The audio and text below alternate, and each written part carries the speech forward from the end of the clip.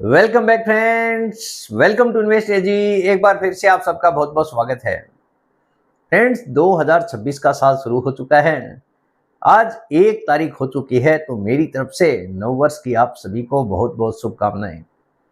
हम उम्मीद करते हैं कि 2026 हमारे देश के लिए और हमारे देश के बाजार के लिए काफ़ी अच्छा साबित हो, क्योंकि बाजार अच्छा अगर चलेगा तो हमारा भी पैसा काफ़ी तेज गति से बन सकता है। ऐसा ही आज का मेरा टॉपिक भी है कि 2026 में निवेश कहां और कैसे किया जाए। एक एक चीज आपको बताने वाला हूं कि किस प्रकार आपको निवेश करने की जरूरत है, जिससे आपका पोर्टफोलियो लगातार बढ़ता रहे। सबसे पहले मेरा इंट्रोडक्शन। मेरा नाम है रविकांत शर्मा और मैं AMFI registered mutual fund distributor हूं। मेरा एमफी रजिस्ट्रेशन नंबर है ARN138523। Employ unique ID number दिया है EUINE234641। तो फ्रेंड्स, आप देख सकते हैं आज का जो मेरा मेन टॉपिक है, 2026 में निवेश कैसे और कहां करें, कैसे आपको निवेश करने की जरूरत है, एक एक चीज आपको बताने वाला हूं। 2026 के लिए निवेशकों के लिए बहुत अहम साल हो सकता है। 2026 का साल हर एक निवेशक के लिए काफी अहम हो सकता है। एक तरफ भारत की अर्थव्यवस्था तेजी से आगे बढ़ रही है। आपने सुना ही होगा कि नंबर 4 पे हमारे देश की जीडीपी पहुंच चुकी है। इसका मतलब है कि हमारा देश काफी तेज गति से आगे बढ़ रहा है। हमारे देश की अर्थव्यवस्था काफी तेजी से बढ़ रही है। तो दूसरी तरफ ग्लोबल अनिश्चितता भी लगातार बनी हुई है। लास्ट के 4 साल से रशिया और यूक्रेन का वॉर चालू है, यानी ग्लोबल अनिश्चितता के कारण ही 2025 के साल में आप कह सकते हैं कि जो रिटर्न बनना चाहिए था, उतना रिटर्न बनना पॉसिबल हुआ नहीं है। बहुत सारे ऐसे निवेशक हैं जिन्होंने 1.5-2 साल में कुछ भी पैसा बनाया नहीं है, या तो काफ़ी कम रिटर्न बना है। तो 2026 में हम प्रार्थना करते हैं कि ये सारी अनिश्चितताएं खत्म होकर हमारे देश के साथ साथ विश्व भी काफ़ी तेज गति से तरक्की करे, जिसके कारण हमें भी काफ़ी ज़्यादा फायदा हो सकता है। ऐसे में सवाल उठता है कि 2026 में पैसा कहां लगाएं ताकि जोखिम भी कम रहे और रिटर्न भी दमदार मिले, क्योंकि हर किसी निवेशक की इच्छा यही होती है कि ऐसी जगह पे निवेश किया जाए जहां पे जोखिम कम रहे और रिटर्न भी दमदार बने। सबसे पहले समझिए 2026 का निवेश का माहौल क्या है। भारत की जीडीपी ग्रोथ काफी ज्यादा मजबूत है। इंफ्रास्ट्रक्चर और मैन्युफैक्चरिंग पर जोर दिया जा रहा है, सरकार की तरफ से लगातार चालू है। ब्याज दरें धीरे धीरे स्थिर होने की संभावनाएं हैं। लगातार आप देख रहे हैं ब्याज दरें कम होती जा रही है। इक्विटी में वॉलेटिलिटी रहेगी, जो कि पिछले साल भी थी। इस साल भी उम्मीद यही जताई जा रही है कि इक्विटी बाजार में वॉलेटिलिटी रह सकती है, लेकिन लॉन्ग टर्म अपॉर्चुनिटी भी बन सकती है। जहां पे वॉलेटिलिटी है, इसका मतलब एसआईपी वालों के लिए बड़ा फायदा हो सकता है और लंबे समय के निवेशकों के लिए एक मौका भी हो सकता है। मतलब साफ है, अगर आप निवेश करें तो ब्लाइंडली निवेश नहीं करना है, काफी सोचकर समझकर निवेश करने की जरूरत है। स्मार्ट और बैलेंस्ड निवेश जरूरी है, यानी पोर्टफोलियो ऐसा बनाना है जिसमें पूरी तरह से बैलेंस हो। एक ही जगह पर पूरा पैसा बिल्कुल नहीं लगाना है, क्योंकि बाजार की क्या परिस्थिति होगी आने वाले साल में ये कोई भी नहीं बता सकता। लेकिन अगर आप बैलेंस्ड पोर्टफोलियो बनाएंगे तो काफी हद तक आपके लिए फायदेमंद हो सकता है। Equity shares and mutual funds growth का एक इंजन है, यानी इक्विटी बाजार में अगर आप पैसा लगाते हैं तो आप ये कह सकते हैं कि लंबे समय में ग्रोथ के इंजन की तरह काम करता है। यहां पे अगर आप निवेश करते हैं तो लार्ज कैप फंड में 30 से लेकर 40% तक निवेश कर सकते हैं। ये कंपनी अस्थिर होती है, बड़ी बड़ी कंपनियों में इसका निवेश होता है। लार्ज कैप का मतलब ही टॉप 100 कंपनी से होता है। यहाँ पे कम जोखिम, स्टडी रिटर्न, जोखिम कम होती है, बाजार के मुकाबले यहाँ पे गिरावट कम देखने को मिलती है और कंपनियां काफ़ी ज़्यादा मजबूत होती हैं जहाँ पे इसका निवेश किया जाता है। रिटर्न भी स्टडी बन सकता है बिना किसी गारंटी के। 2026 में पोर्टफोलियो का मजबूत आधार आपके लिए बन सकता है। तो किसके लिए ये निवेश हो सकता है? ऐसे निवेशक जो कि कंजर्वेटिव और लॉन्ग टर्म इन्वेस्टमेंट के लिए तैयार हो, यानी जिस किसी निवेशक को जोखिम कम लेना है, जो कम जोखिम लेना पसंद करते हैं और लंबे समय के लिए निवेश चाहते हैं, ऐसे निवेशक यहाँ पे निवेश कर सकते हैं।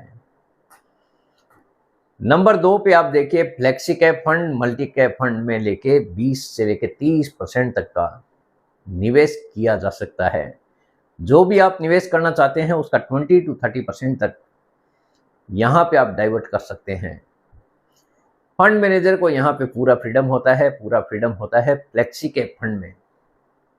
मल्टी कैप फंड में small cap, mid cap, large cap तीनों ही फंड होते हैं। तीनों ही कैटेगरी में निवेश किया जाता है। 25% ईच, 25% स्मॉल कैप में, 25% मिड कैप में, 25% लार्ज कैप में। बचे हुए 25% के लिए पूरी तरह से फ्लेक्सिबिलिटी होती है मल्टी कैप फंड में भी। जो बाजार की परिस्थिति के हिसाब से फंड मैनेजर डिसाइड करता है कि स्मॉल कैप में लगाना है कि मिड कैप में लगाना है या फिर लार्ज कैप में लगाना है। लेकिन फ्लेक्सी कैप फंड में पूरी तरह से फ्लेक्सिबिलिटी है, जो कि बाजार की परिस्थिति के हिसाब से फंड मैनेजर ही डिसाइड करता है कि कौन सी कैटेगरी में कितना परसेंट निवेश करना है।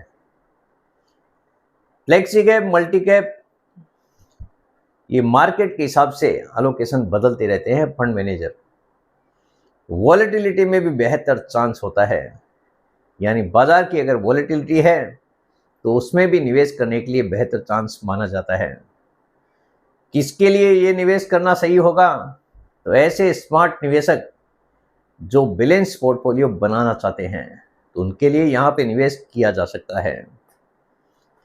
उसके बाद बारी आती है mid and small cap fund की, जो कि 10 से लेके 20% तक आप निवेश कर सकते हैं। हाई ग्रोथ पोटेंशियल होता है, लेकिन यहाँ पे जोखिम भी ज़्यादा होती है, उतार चढ़ाव भी ज़्यादा होता है। केवल SIP से ही निवेश करें, यहाँ पे जोखिम ज़्यादा है, उतार चढ़ाव ज़्यादा होता है, तो आप SIP करके इसका फायदा उठा सकते हैं। लमसम निवेश करने से बचना चाहिए, क्योंकि बाजार की परिस्थिति फिलहाल ऐसे ही चल रही है, वॉलेटिलिटी ज़्यादा है। तो वॉलेटिलिटी का अगर आपको फायदा लेना है तो SIP आपके लिए बेहतरीन विकल्प साबित हो सकता है। उसके बाद बारी आती है debt and fixed income stability के लिए, क्योंकि बाजार में अगर उठापटक ज़्यादा हो रही है, ऐसे समय में डेट और फिक्स्ड इनकम वाले प्लान आपके लिए फ़ायदेमंद हो सकते हैं। अगर इक्विटी रिटर्न ना दे तो एटलीस्ट यहाँ से कुछ न कुछ रिटर्न आपके लिए बनकर तैयार हो सकता है।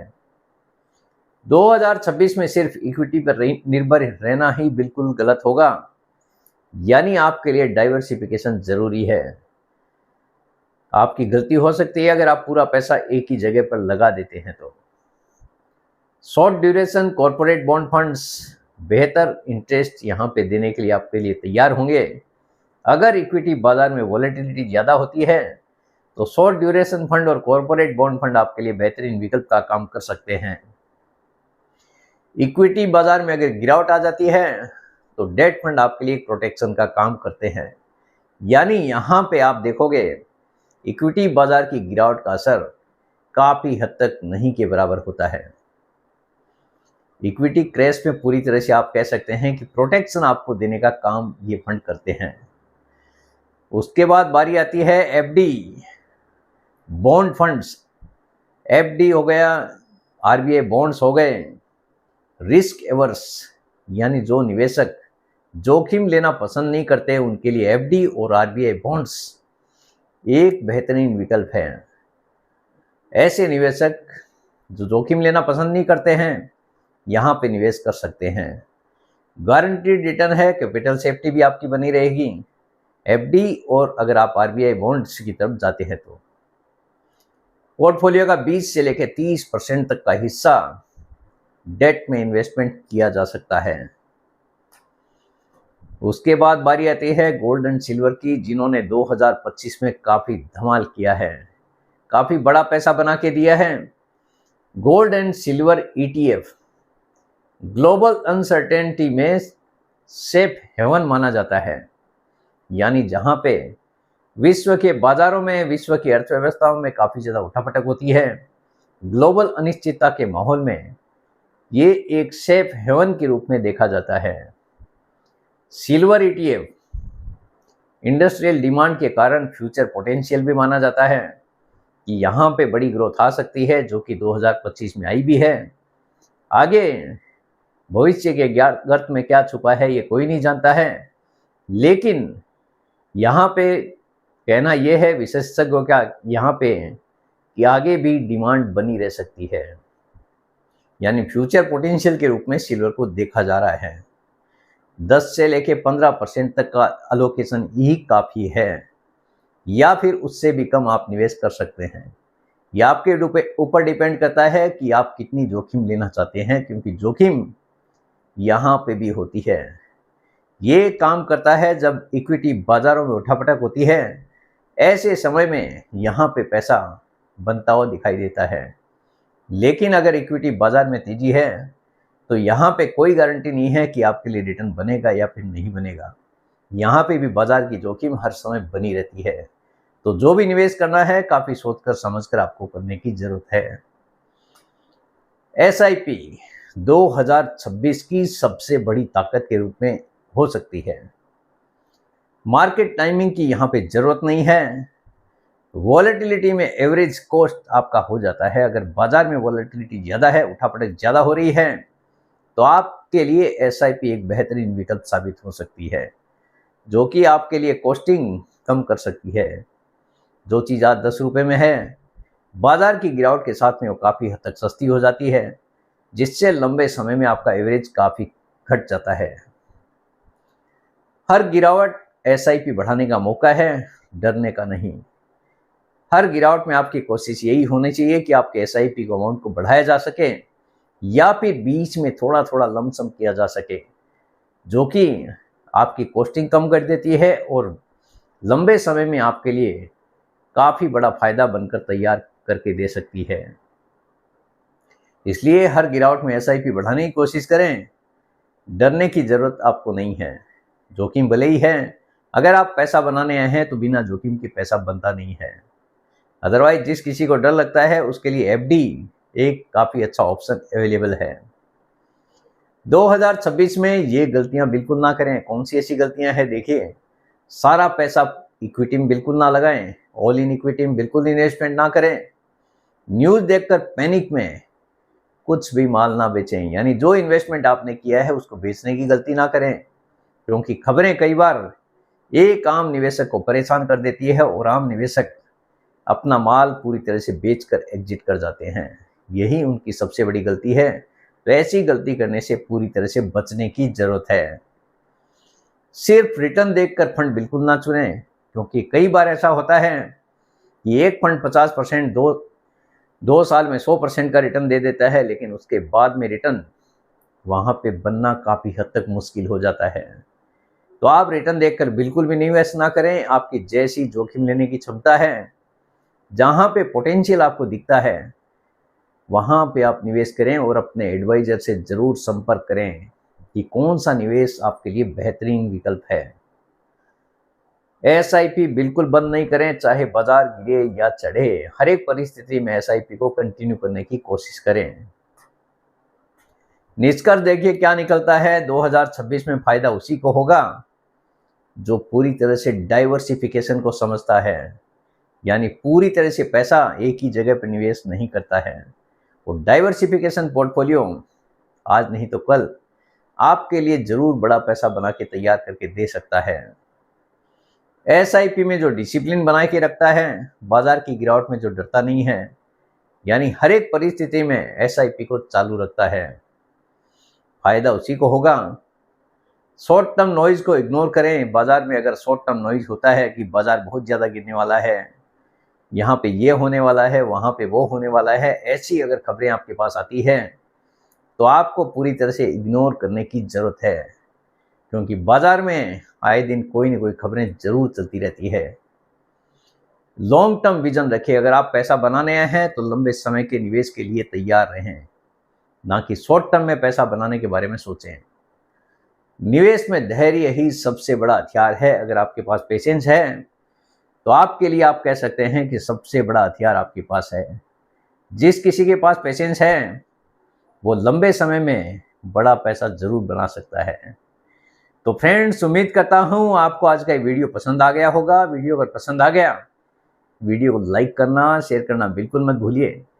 बेल आइकन पे जरूर क्लिक करके रखिए। चैनल को जरूर सब्सक्राइब करें।